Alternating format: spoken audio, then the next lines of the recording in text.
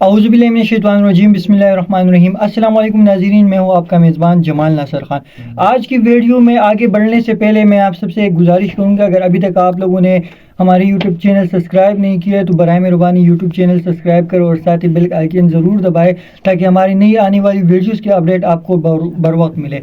आज की खबरों की जानिब बढ़ते हैं। आज की पीटीआई के हवाले से मैंने कल की वीडियो में भी आप लोगों को बताया था कि उनके लिए दायरा एक किस्म से तंग किया जा रहा है। तो जुल्फी बुखारी साहब के हवाले से एक खबर आई है कि वजारत दाखिला की जानिब से साबिक वफाकी वज़ीर और पीटीआई के रहनुमा जुल्फी बुखारी साहब की रेड वारंट गिरफ्तारी जारी कर दी गई है, जिसमें लग ऐसे रहा है कि उनके लिए अब दायरा जो है वो इंतहाई तंग किया गया। 16 मार्च को उसके खिलाफ ताना गुड़ला मोड़ में इंसदाद दहशतगर्दी की एक्ट के तहत एक मुकदमा दर्ज हुआ था, जिसमें अब उसकी रेड वारंट गिरफ्तारी जारी कर दी गई है।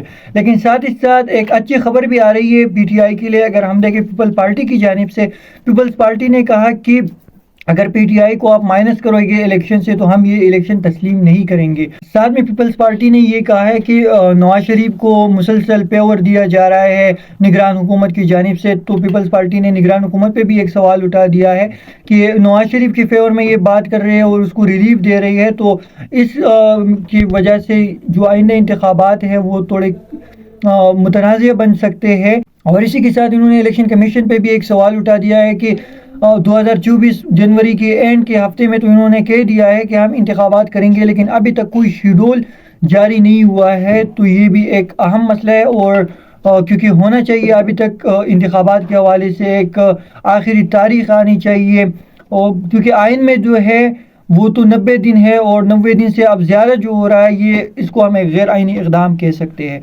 साथ ही साथ सुप्रीम कोर्ट ने एक सवाल उठाया है निगरान हुकूमत के हवाले से। सुप्रीम कोर्ट ने एक सवाल उठाया कि जब इंतखाबात करना इलेक्शन कमीशन के काम है तो फिर निगरान हुकूमत की क्या ज़रूरत है, फिर निगरान हुकूमत को तो नहीं होना चाहिए।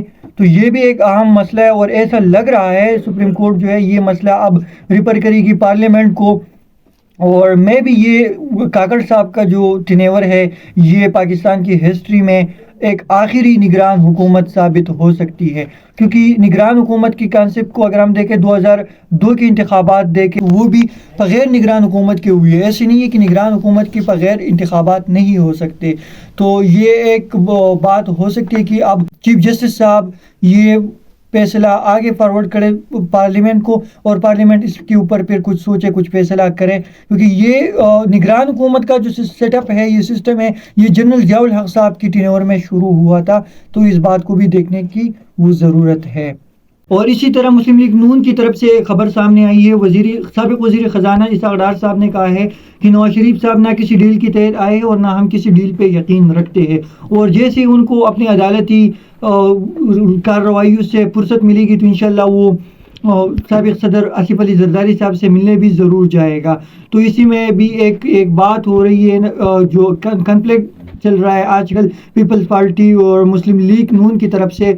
और नवाज शरीफ साहब ने जैसे अगर हम देख के उसने अपनी पहली तकरीर में कहा भी था कि तब तक पाकिस्तान तरक्की नहीं कर सकता जब तक हम सारे एक पेज पे नहीं होते। तो इस बार लग ऐसा रहा है कि नवाज शरीफ साहब सबको साथ लेके जाने पे हामी हो रहे हैं। और तो मैं भी ऐसा लग रहा है कि नवाज शरीफ साहब पीटीआई के साथ भी बात करें, क्योंकि उनका कहना ये है कि जब तक सारी पार्टियों को हम एक साथ नहीं लेके जाएंगे तब तक ये मुल्क तरक्की नहीं कर सकता, और जब तक मुल्क तरक्की नहीं करेगा तो इसी तरह पाकिस्तान में ये बदहाली होगी, इसी तरह पाकिस्तान में ये बहरानें होगी। पाकिस्तान को बहरानों से निकालने के लिए ये लाजमी है कि सारी सियासी जमातें और सियासी जमातों के साथ साथ जितने भी हमारे इदारे हैं वो मिल के पाकिस्तान की तरक्की, पाकिस्तान की खुशहाली के लिए काम करें। आप तक के लिए इतना, इंशाल्लाह अगली वीडियो में दोबारा मुलाकात होगी। तब तक के लिए अपने मेज़बान जमाल नासिर खान को इजाज़त दीजिए। बहुत शुक्रिया।